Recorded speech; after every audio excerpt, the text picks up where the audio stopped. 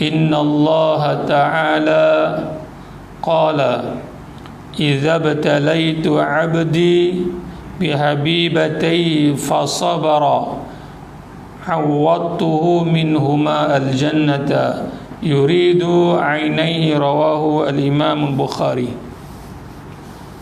Alhamdulillah, segala puji milik Allah Subhanahu wa ta'ala. Selawat dan salam ke atas junjungan besar Nabi Muhammad sallallahu alaihi wasallam.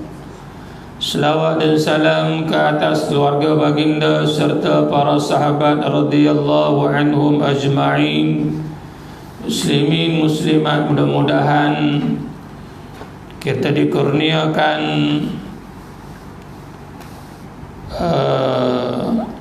dalam golongan orang-orang yang beriman dan bertakwa kepada Allah Subhanahu wa ta'ala. Hidup di atas muka bumi ini bekalan yang paling baik untuk dibawa ialah bertakwa kepada Allah Subhanahu wa ta'ala. Sambung pada malam ini kuliah hadis kita Riyadhus Salihin. Hampir 3 bulan kita tidak membaca kitab ini disebabkan COVID-19 yang melanda seluruh dunia. Jadi Allah Subhanahu wa ta'ala bila kehendak sesuatu, dia hantar benda kecil saja,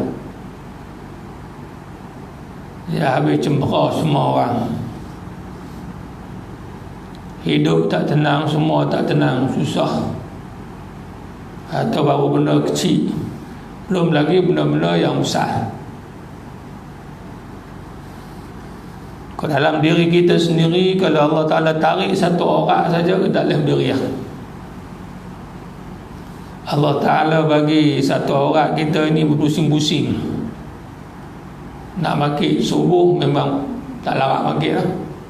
Nak angkat kaki pun tak boleh, nak angkat tangan pun tak boleh. Itu baru satu orang Allah Ta'ala tarik. Sehingga duduk, sehinggalah kita dapat selesa balik, orang betul balik, barulah boleh bangun. Kalau tidak, tak boleh bangun. Itu baru kita kata orat di kaki, orat di badan. Ini kuasa Allah Subhanahu wa ta'ala. Bagi mereka-mereka yang melihat, itu adalah tanda kekuasaan Allah Subhanahu wa ta'ala. Ada setengah mereka melihat, tak melihat itu. Melihat ini masalah orat, masalah yang Allah Ta'ala telah tunjuk, berikan kepada dia dalam hidup dia dan sebagainya. Allah Ta'ala tarik nikmat sikit. Allah Ta'ala tarik nikmat, kita tak boleh datang surau berapa bulan. Allah Ta'ala tarik nikmat itu. Kita tak boleh beli rumah Allah, kita tak boleh pergi rumah Allah Ta'ala, kita tak boleh pergi masjid untuk sembahyang Jumaat.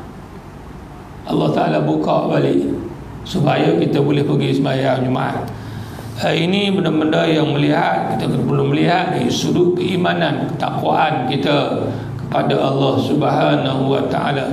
Bukan hanya sekadar penyebaran pandemik COVID ini, tapi melihat lebih jauh daripada itu. Apa yang Allah Ta'ala nak kepada kita berfikir lebih jauh sebagai orang yang beriman dan bertakwa kepada Allah Subhanahu wa ta'ala. Jadi kita sambung pada malam ini satu hadis yang ke-35. An Anas radhiyallahu anhu, daripada Anas radhiyallahu anhu. Anas ini, siapa Anas ini? Kita baca sikit dia punya biodata Anas ini. Anas ini adalah Anas bin Malik. Ini sahabat yang mengambil hadis ini daripada Nabi sallallahu alaihi wasallam, bernama Anas bin Malik. Anas bin Malik ini adalah khadam Nabi SAW. Nabi nak ambil uduk, dia tolong ambil air letak. Kalau Nabi nak keluar daripada rumah, dia letak kasut depan pintu. Apa sahaja keperluan Nabi SAW, dia akan sediakan. Disebut kita kata pelayan Nabi lah di rumah, pelayan Nabi. Kalau zaman-zaman era pondok-pondok dulu, ada juga pondok-pondok pelajar pondok dia jadi pelayan guru, pelayan tok guru dulu, zaman dulu lah. Malah ada kurang dia lah. Zaman tuan-tuan guru yang ada pondok-pondok, dia ada pelayan, pelajar tu pelayan dia. Tak dia letak kasut, saat lagi dia letak tempat wudu, yang dan sebagainya. Keperluan tok guru itu disediakan oleh pelayan ini, ataupun disebut sebagai berkhidmat pada tok guru, khidmat pada tuan guru, tok guru dan sebagainya. Ada yang sapu sampah rumah tok guru pun ada. Yang hak perempuan pula, dia sapu sampah di atas rumah. Kadang-kadang dia basuh pinggan dan sebagainya. Perempuan yang duduk di pondok-pondok khidmat dalam rumah tok guru. Hak laki-laki ni pergi belah kayu api. Belah kayu api, kadang-kadang ambil ayam, bagi penuh tempayan dan sebagainya. Ini pelajar lelaki. Dululah, zaman-zaman dulu. Kalau kita masih ingat lagi, ketika kita mengaji Quran, khidmat kat tu guru Quran, macam tu lah khidmat Anas ini kepada Nabi SAW. Dia khidmat kepada Rasulullah. Tapi Anas ini dia menarik sikit sebab ibu dia bernama Ummu Sulaim. Nama yang masyhur di dalam Islam, Ummu Sulaim. Ummu Sulaim ini dia masuk Islam, tapi suami dia tak masuk Islam. Suami dia bernama Malik ibn Nadar. Dia tak masuk Islam suami dia. Dia masuk Islam, kemudian anak dia pun masuk Islam. Anak dia ketika itu 10 tahun. Ketika Nabi hijrah ke Madinah, umur Anas ini 10 tahun. Bila hijrah ke Madinah ini, Nabi SAW ni sampai ke Madinah, ramailah orang bagi hadiah buah kurma, bagi hadiah itu ini kepada Nabi SAW. Jauh datang, tak ada apa satu selain sepinggang. Dia bagi kain selimut, ada yang bagi kain selimut, ada yang bagi kurma tamar, ada yang bagi macam-macam. Tapi Ummu Sulaim ni tak ada benda nak bagi. Dia orang miskin. Dia tak ada benda untuk memberi kepada Nabi. Hari pertama menjejak kaki ke Madinah ini, tidak ada apa yang boleh dia nak sumbang, dia nak bagi kepada Nabi SAW. Dia Allah Ta'ala bagi idea pada dia, Ummu Sulaim. Dia bawa anak dia berjumpa dengan Nabi SAW. Anak aku ini aku sumbangkan untuk khidmat kepada kamu ya Rasulullah. Khidmat pada Nabi. Maknanya aku mau, mak dia kata aku mau ya Rasulullah bahawa nama aku juga dicatat oleh malaikat. Hari pertama kamu datang ke Madinah ini, aku memberi sumbangan kepada kamu untuk Islam dan sebagainya. Ini mak dia, cara mak dia berfikir begitu. Jadi dia bagi anak dia, kodrat anak dia, tenaga anak dia baru umur 10 tahun. Jadi Anas ini hidup di dalam rumah Nabi SAW sebagai ahli, orang yang khidmat kepada Rasulullah SAW. Sebab itu di kalangan para sahabat yang banyak meriwayatkan hadis Nabi SAW ialah Anas ibn Malik, di samping Abu Hurairah dan sebagainya. Sebab dia duduk di rumah, apa yang Nabi cakap dia boleh rekod. Kalau orang yang tak duduk rumah Nabi, rumah dia, Nabi cakap di rumah dia tak tahu. Jadi oleh kerana dia ini duduk dalam rumah Nabi, dia banyak meriwayatkan hadis daripada Nabi sallallahu alaihi wasallam. Dan ketika mak dia Ummu Sulaim ini datang untuk beri kepada Nabi perkhidmatan anak dia ini, maka Nabi sallallahu alaihi wasallam berdoa, Allahumma aksir lahu malan wa waladan. Ya Allah, kayakan dia dengan anak dan harta. Allah Ta'ala makbulkan. Dia kaya harta dan kaya anak. Anak dia ini dengan cucu 100 lebih. Anak campur cucu campur 100 lebih. Anas ini. Dan anak dia semua soleh. Anak soleh belaka. Anak Anas ibn Malik. Dan kebun dia pun hebat. Kalau korma ini, kalau setahun sekali saya berbuah, kebun dia 2 kali. Dia lebih daripada orang lain sekali.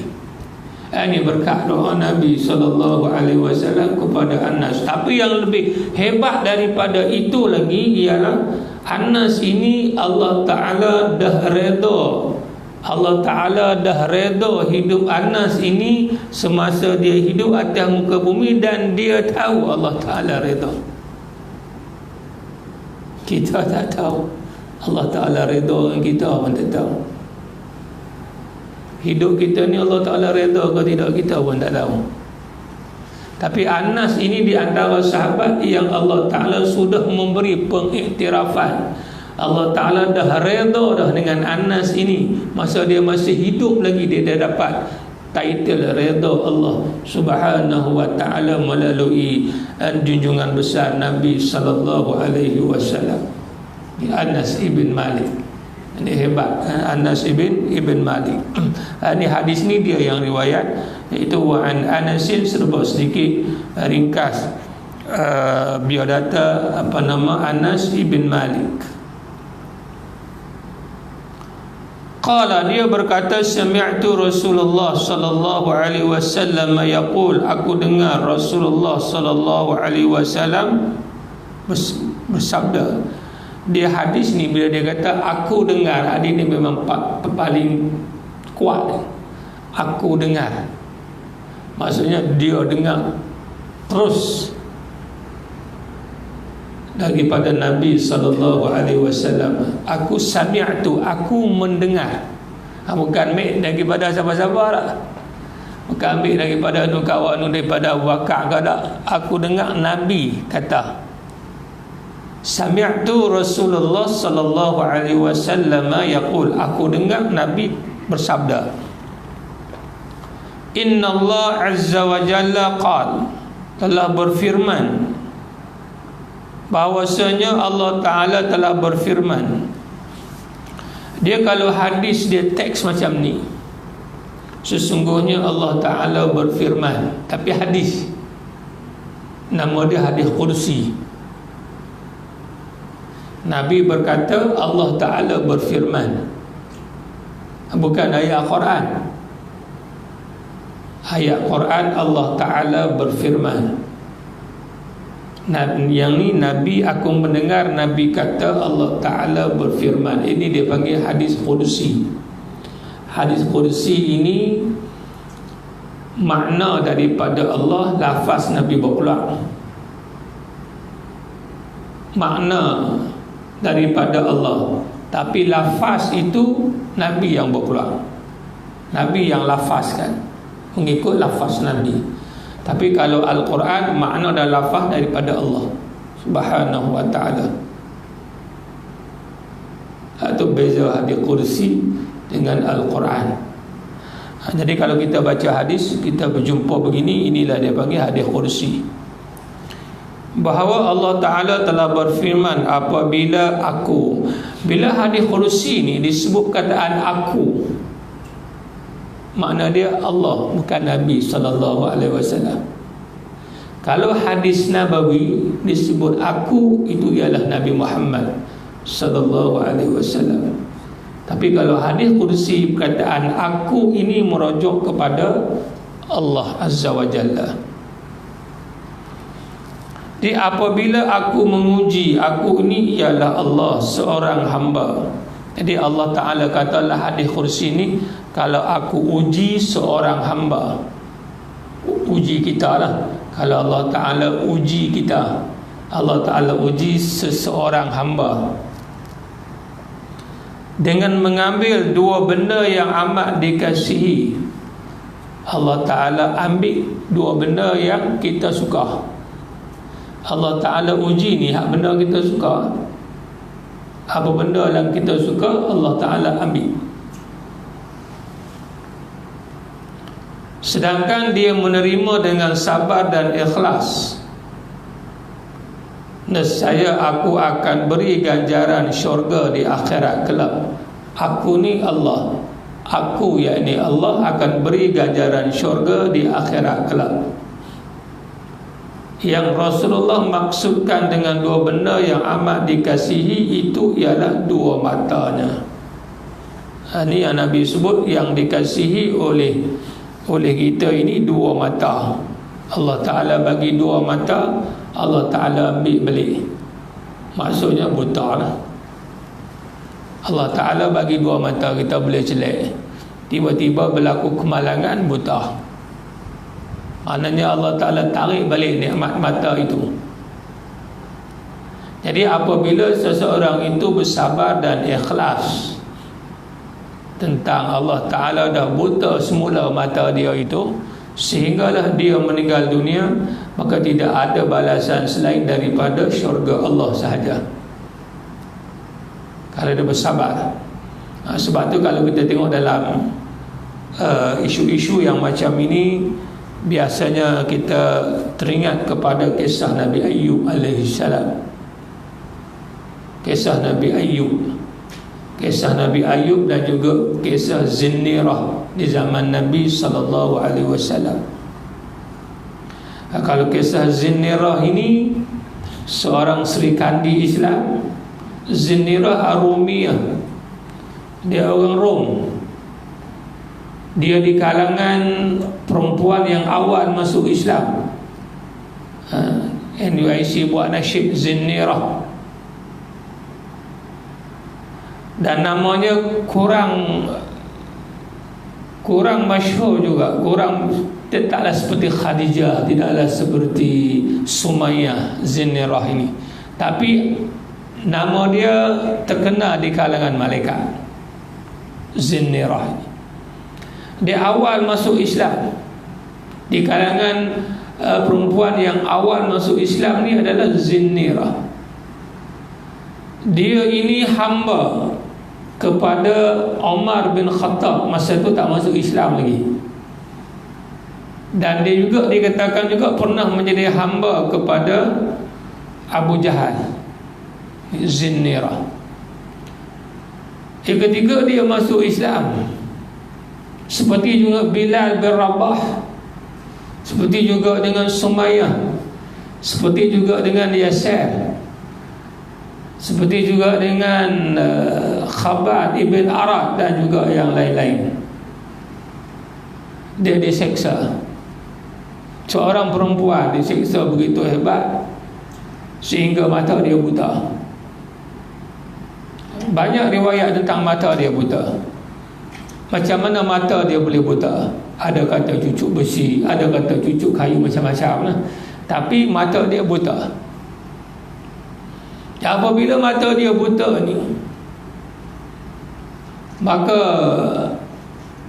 orang-orang Quraisy berkata, ini disebabkan kamu keluar daripada agama asal kamu dan berhala Al-Lata, Al-Uzza, Al-Manat.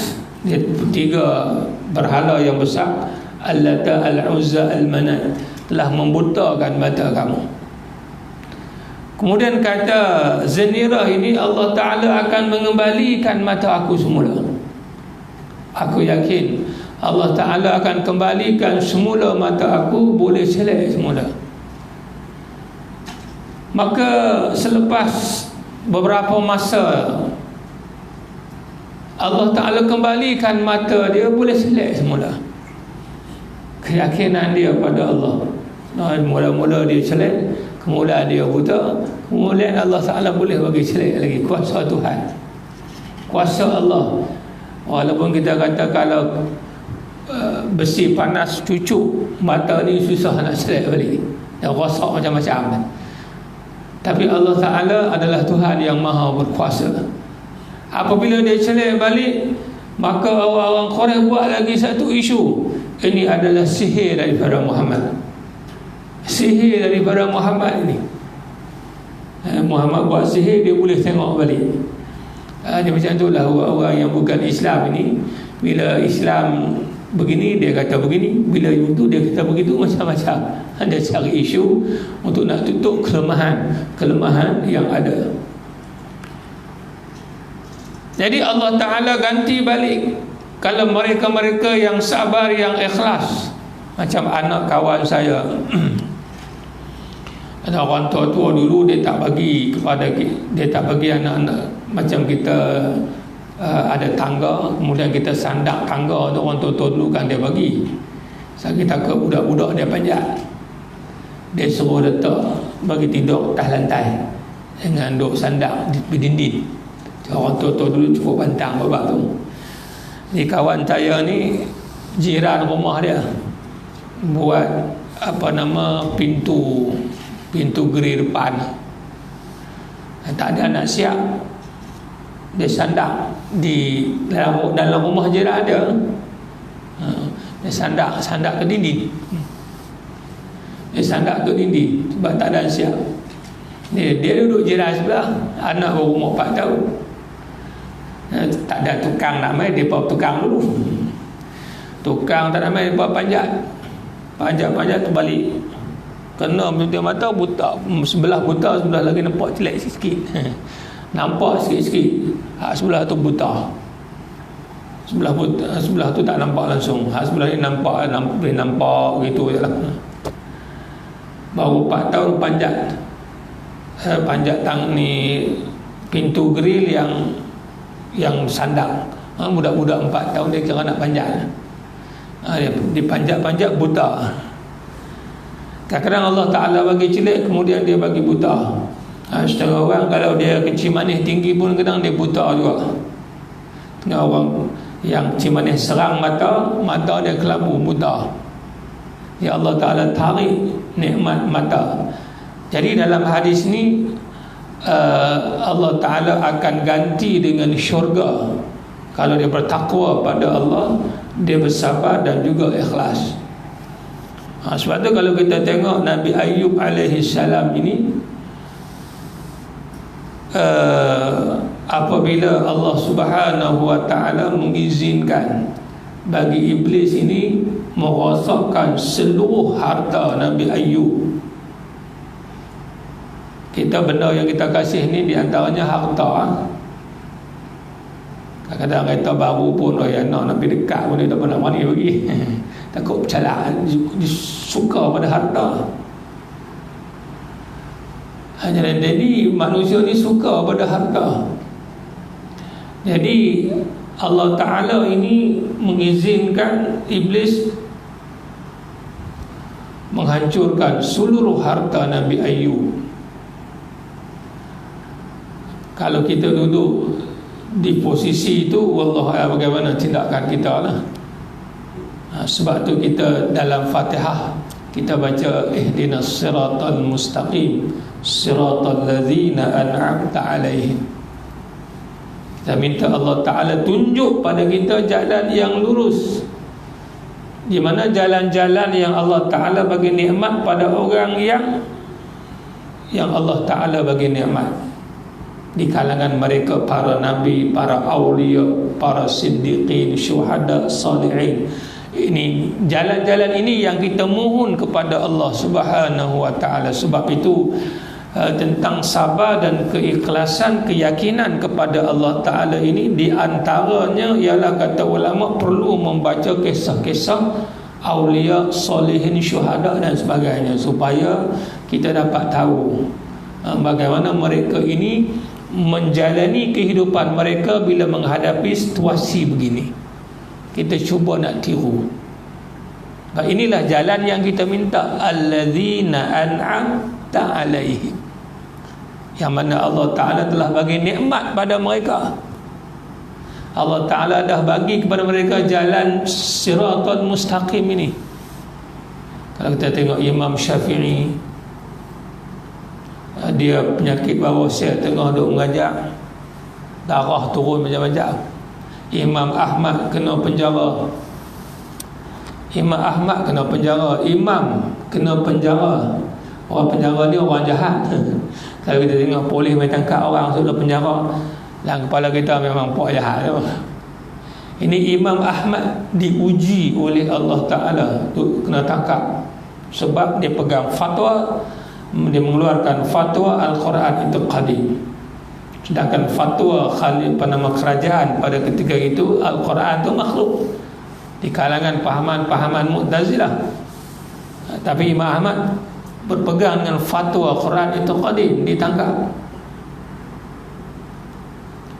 Ini ujian. Jadi siratal ladzina an'am ini yang Allah Ta'ala bagi nikmat pada orang-orang yang bagaimana apabila keadaan begini, bagaimana cara kita nak bertindak ya. Sebab itu kata ulama, untuk membina keyakinan kita kepada Allah mesti membaca kisah-kisah awliya Allah, wali-wali Allah, para nabi, para awliya, para salihin, orang-orang yang orang panggil orang yang siddiqin wa syuhada, supaya cara hidup mereka itu kita boleh tiru sebab Allah Ta'ala bagi nikmat dah kat mereka.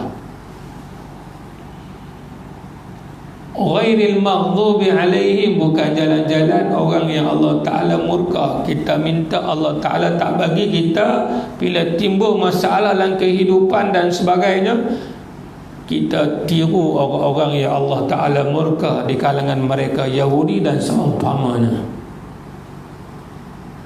Waladhdallin, dan bukan pula jalan-jalan orang yang sesat seperti orang Nasrani dan seumpamanya. Maknanya kita nak pilih apa? Ihdinas siratal mustaqim ini, alladzina an'amta alaihim. Sebab itu kita kena baca kisah-kisah mereka. Sebab itu Nabi Ayub di kalangan Nabi yang kuat keyakinan dia kepada Allah. Bila harta benda dia habis musnah semua, dia kata alhamdulillahilladzi a'tani wa akhadha minni. Alhamdulillah, segala puji bagi Allah yang memberi pada aku dan dia ambil balik. Ini hebat. Dia yang pertama dia Nabi lah. Nabi Ayub ni seorang Nabi, memang keimanan dia hebat. Tapi kalau orang yang boleh tiru macam ni, dia hebat lah. Kalau harta dia habis semua, segala puji bagi Allah, Allah dulu bagi, Allah nak ambil balik. Kalau ada itu maknanya dia punya tahap penyelesaian masalah ini macam para Nabi, macam hak Nabi. Kalau dia boleh menyelesaikan masalah itu dengan sabar pada Allah, dengan yakin kepada Allah, itu tahap para Nabi. Dia serah pada dulu Allah Ta'ala bagi ni, Allah Ta'ala nak ambil balik, Allah Ta'ala ambil balik. Sedih itu memang semua orang sedih. Sebab kita ini, hati kita ini dia hari-hari dia berbeza. Hari ni gembira, esok sedih. Hati ni biasa begitu. Perasaan kita seronok tak lagi, malam tak lagi tak seronok pula. Itu hati kita.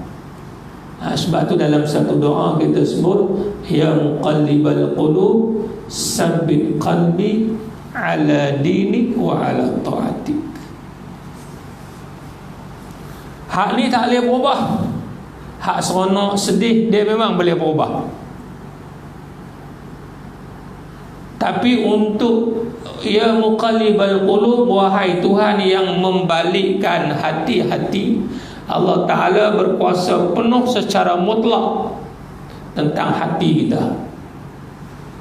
Allah Ta'ala berkuasa penuh. Ya muqallibal qulub, Tuhan yang membalik-balikkan hati. Tetap hati kita di atas agama dan ketaatan. Minta Allah Ta'ala tetapkan hati kita ini di atas agama dan ketaatan. Kita boleh beza waktu kita senang. Kita senang. Macam mana kita sembahyang waktu kita senang. Tiba-tiba Allah Ta'ala bagi susah. Dia boleh compare waktu senang, waktu susah. Dua bentuk sembahyang, satu senang, satu susah. Kemudian satu sihat, satu sakit. Dia boleh buat perbandingan. Sebab tu kita minta supaya Allah Ta'ala jangan balikkan hati kita di atas urusan agama dan ketaatan. Dalam situasi apa pun sama je. Kita solat, waktu senang pun kita solat, susah pun kita solat, sakit pun kita buat ketaatan, tak sakit pun kita buat ketaatan, waktu sibuk pun ketaatan, tak sibuk pun ketaatan kepada Allah Subhanahu wa ta'ala. Waktu duit banyak pun, harta banyak pun begini, harta sikit pun begini, sama. Ketaatan dan agama kita ni sama kepada Allah Subhanahu wa ta'ala. Tapi kita boleh suluh sekarang ni. Kita boleh suluh hidup kita. Sebab bila umur kita pelan-pelan dia duk naik, dia dekat dengan mati. Dia bukan jauh. Tahun 2021 dia dekat, 2022 semakin dekat. Jadi suluh, kita perlu suluh hidup kita ini. Suluh hidup kita ini tentang ketaatan dan ketaatan terhadap agama ini. Sebab tu doa ini perlu kita kena baca, minta mohon doa pada Allah Subhanahu wa ta'ala. Sebab hati ini kuasa mutlak dia ialah Allah. Kuasa mutlak untuk kontrol hati. Sebab tu ya muqallibal qulub. Muqallibal ini qalbun yang membalik-balik. Hati ini asal makna dia bertukar-tukar. Qalbun ni maksud dia sering bertukar-tukar. Hari ni kita pakai baju jubah putih, esok pakai teluk belangau pula, esok pakai t-shirt pula, esok pakai baju batik pula. Dia bertukar-tukar. Itu hati. Ni makan ikan ini, esok ikan lain. Suka makan ketayap pula, esok tak suka pula makan kuih pau pula. Itu hati dia tukar-tukar. Jangan bini so tukar-tukar. Atau orang perempuan marah, tengok dia bertukar-tukar. Tapi yang kita perlu jaga ini ialah agama tu jangan bertukar dengan ketaatan. Sebab tu sabit, tetapkan hati aku ni di atas agama. Agama ni bahaya kalau bertukar. Sebab kalau kita faham sesuatu pegangan, kita akan pegang fahaman itu sampai bila-bila. Kadang-kadang susah nak ubah, kadang-kadang boleh ubah, kadang-kadang tak boleh nak ubah. Kalau dia belajar, dia ingin nak berubah, dia akan boleh berubah. Tapi kalau dia dah pegang sesuatu kepercayaan itu, kalau nak diubah kepercayaan itu bukan satu perkara yang mudah. Kalau berbetulan dengan Islam, okey, berpegang kepercayaan kepada Islam dan sebagainya. Tak usah kata, kalau kita kata orang percaya kata bomo, sudah. Dia percaya bomo tu sampai ke habis. Dia pegang sungguh. Bomo ni 80-90% murung pada. Nak cerai nak betul susah ni. Tapi bila dia pegang tu, dia akan percaya sungguh-sungguh. Ini pegangan. Yang pegangan ini mesti betul dulu. Bila dah kita percaya sesuatu, jadi susah. Kecuali pegangan kita itu berbetul dah dengan Islam, okey, teruskan. Teruskan. Sebab itu kita perlu kepada Sebab tu kata ulama, ada 4 perkara untuk keyakinan kita kepada Islam. Kena buat 4 perkara. Yang pertama, kena berdoa. Pertama ni kena berdoa.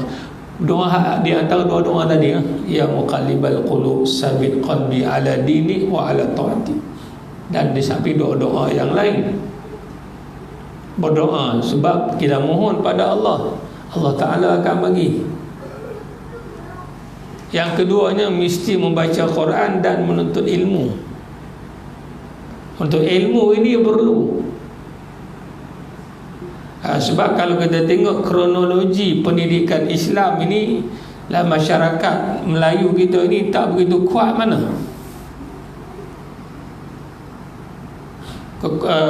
Kefahaman Islam itu tak kuat. Daripada awal tadika sampailah ke universiti. Kecuali orang yang tak khusus dalam bidang itu. Dia agama ini dia bukan satu subjek, dia satu kehidupan. Tambah zaman-zaman saya dan tuan-tuan juga lah, boleh pilih agama dan seni. SRP nak pilih agama ke nak pilih seni tu? Ada ke orang Melayu pilih seni, dia tak ambil agama? Boleh pilih lagi SRP ketiga itu. Mengaji sekolah tadika, mengaji sekolah pasti, taski, boleh lagi hafal doa dan sebagainya. Okay. Lepas tu pergi sekolah rendah, subjek agama dia ajar begitu-begitu sajalah. Dan masa budak-budak bukan nak sungguh-sungguh mengaji, ajar satu, ajar sekolah rendah. Kecuali budak-budak tertentu yang rajin, yang bila balik dipantau oleh bapa, tu cerita lain. Naik sekolah menengah. Begitu juga pendidikan Islam, mengaji macam juga sekolah rendah. Tapi bila pergi universiti, tu pun kalau dia pergi universiti, kalau dia pergi kerja kelang, dia tak mengaji dah. Dia pergi kerja kelang, dia tak mengaji dah. Kecuali dia pergi masjid, dia mengaji di masjid, ataupun dia mengaji sekolah agama lepas SPM, ataupun dia pergi pondok. Kalau dia kerja kelang dan sebagainya, dia masuk universiti. Kalau masuk universiti, kalau fakulti yang bukan pendidikan Islam, kalau fakulti yang lain daripada itu, dia tak jumpa dah dengan agama, kecuali dia rajin pergi cari guru untuk mengaji. Itulah kronologinya pendidikan Islam. Yang ada lah. Kecuali orang yang betul-betul semangat, yang dia sendiri pergi cari, itu lain. Itu adalah lain. Jadi yang keduanya, kata ulama, untuk nak membina keyakinan kepada Allah ini ialah mesti membaca Quran. Sebab baca Quran ini ialah kalam Allah. Yang kedua, baca Quran dan belajar. Dan belajar.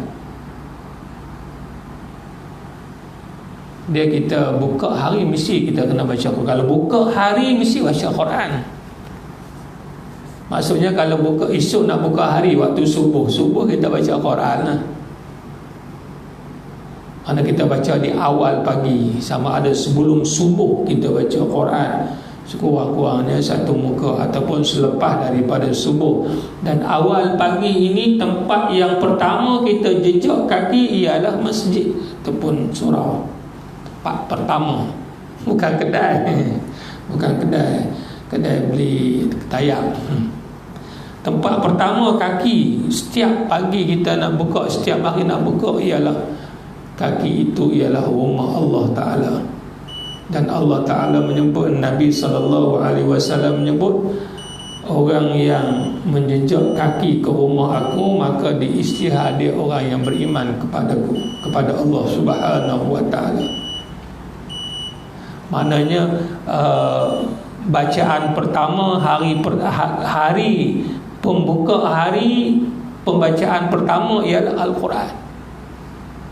Kaki yang pertama menjejaknya ialah rumah Allah. Ini tempat yang mulia, ini bacaan yang paling mulia. Bacaan yang paling mulia di atas muka bumi ialah Quran. Mana hari kita nak buka hari kita dengan baca Quran. Tapi tak ada pun kita bangun-bangun pagi baca apilah surah apa pun. Tak ada nak buka Quran. Kita bangun pagi, kok bini duduk dalam bilik ayah, kita duduk tunggu dia. Bacalah 2-3 surah kita duduk hafal. Kita nak buka tu dengan membaca Quran. Dan kita menjejak kaki langkah mai ke surau ataupun ke masjid. Yang ketiga, kata ulama, untuk nak membina keyakinan kita, kita yakin dengan Allah Subhanahu wa ta'ala ini, ialah dengan kita membaca kisah-kisah alladzina an'amta alaihim. Kita kena ada satu buku di rumah, buku cerita orang-orang soleh. Kedai hafal banyak. Buku kisah sahabat, kisah para sahabat. Tam-tam duk, tak ada apa kita baca satu kisah sahabat ni, satu kisah sahabat ini, satu kisah supaya perjalanan hidup lepas tu kita boleh tiru. Kita beli 10 sahabat yang dijamin masuk syurga, 10 sahabat lelaki dijamin masuk syurga, 10 sahabat perempuan juga dijamin masuk syurga. Buku ni ada di rumah, setiap tak baca satu kisah sahabat. Dia tak terbaik, dia dipihak. Jadi kenapa kita baca ini? Supaya kita nak tengok bagaimana mereka ini sabar, ikhlas, keyakinan mereka kepada Allah Ta'ala. Dan kita bila jadi jumpa situasi benda tu dalam hidup kita ni, mudah-mudahan kita boleh tiru cara mereka tu, kita boleh tiru. Kenapa? Mereka sudah alladzina an'amta alaihim, Allah Ta'ala bagi nikmat pada mereka. Kita tak tahu apa lagi, kita baru nak mencari-cari, tak nak mencari-cari. Jadi kata ulama, membaca kisah-kisah, sebab kita baca kisah-kisah ini dia tak pula hukum apa, kita membaca kisah-kisah mereka-mereka ini. Kemudian yang ketiganya ialah kita bersuhbah, kita berkawan dengan orang-orang yang baik, orang yang rajin mengaji, orang yang rajin pergi jemaah. Ini 4 perkara kata ulama untuk membina keyakinan kita kepada Allah Subhanahu wa ta'ala. Jadi begitu juga kita sambung sikit, Nabi Ayub, anak dia pun 12 orang semua mati. Semua mati. Ucapan yang sama juga Nabi Ayub kata, segala puji bagi Allah yang memberi kepadaku dan dia ambil balik. Siapa boleh tiru macam ni memang hebatlah. Ini banyak kisah-kisah yang bila kita baca, dia boleh memberi satu jawapan pada kita macam mana nak selesai isu yang kita akan hadapi nanti. Semasa kita hidup di atas muka bumi, kita nak bawa cara yang macam mana? Cara yang macam mana kita nak bawa? Kita pun tak tahu kadang-kadang. Tapi kena baca kisah-kisah yang macam ini supaya kita ada panduan. Kita ada banyak lagi kisah-kisah yang disebut di dalam sejarah Islam dan sebagainya. Kita perlu membeli buku dan membaca, dan bagaimana kita nak menyelesaikan masalah bila kita hadapi. Ini saya ingat satu hadis saja pada malam ini. Jadi Allah Ta'ala akan ambil benda yang hak kita suka. Benda apa yang kita suka, kadang-kadang Allah Ta'ala ambil benda itu. Kita nak tengok kita sabar ke tidak. Kalau kita boleh sabar, maka Allah Ta'ala sebut sendiri dalam hadis kursi ini, dia akan ganti dengan syurganya. Tapi syaratnya adalah sabar dan ikhlas pada Allah Subhanahu wa ta'ala, seperti mana yang ditunjukkan oleh nabi-nabi dan salihin-salihin yang lain dan sebagainya. Walaupun Imam Ahmad ini status dia tegur, ditangkap, dipenjarakan, dia bersabar dan ikhlas kerana Allah Subhanahu wa ta'ala. Begitu juga dengan sahabat-sahabat yang lain. Kita menghadapi situasi-situasi yang begini, mereka sangat bersabar pada Allah dan redha apa yang Allah Ta'ala tentukan dalam hidup mereka. Jadi mudah-mudahan Allah Ta'ala memberi kekuatan pada kita untuk berkeyakinan kepada Allah Subhanahu wa ta'ala, dan juga kita sabar dan ikhlas apabila Allah Ta'ala mencabut nikmat yang paling kita suka dalam hidup kita ini. Maka kita bersangka baik dengan Allah Subhanahu wa ta'ala dan kita bersabar menghadapinya. Kita serah pada Allah. Dulu kita tak ada, tiba-tiba Allah Ta'ala bagi, dan Allah Ta'ala nak ambil balik. Itu adalah hak kepunyaan Allah. Orang yang memiliki hati yang macam itu, itulah hati yang dimiliki oleh para nabi dan awliya-awliya Allah Subhanahu wa ta'ala bila menghadapi musibah-musibah yang begini. Ya, mudah-mudahan Allah Ta'ala bagi kekuatan pada kita untuk kita menghadapi perkara-perkara tersebut dengan hati yang ikhlas dan sabar kepada Allah Subhanahu wa ta'ala. Wallahu ta'ala a'lam. Al-Fatihah.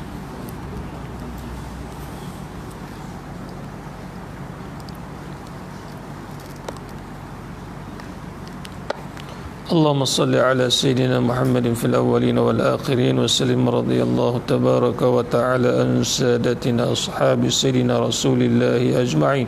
اللهم ارحمنا فإنك بنا راحم ولا تعذبنا فإنك قادر. اللهم الطف بنا فيما جرت به المقادير واعف عنا واغفر لنا وارحمنا أنت مولانا فانصرنا على القوم الكافرين والحمد لله رب العالمين.